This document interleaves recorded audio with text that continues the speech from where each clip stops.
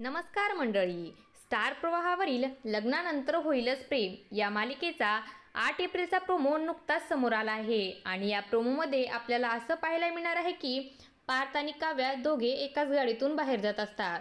तेव्हा पार्थच्या मोबाईलमधली चार्जिंग संपलेली असते आणि तेव्हा तो काव्याला म्हणतो, माझ्या मोबाईलमधली चार्जिंग संपली आहे, तुमच्या फोनवरून मला एक फोन करायचा होता.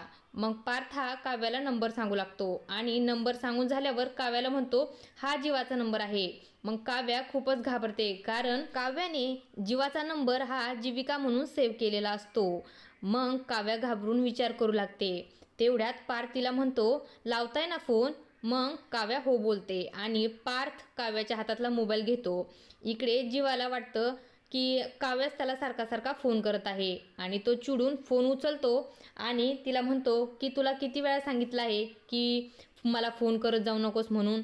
आता सगळं संपलं आहे.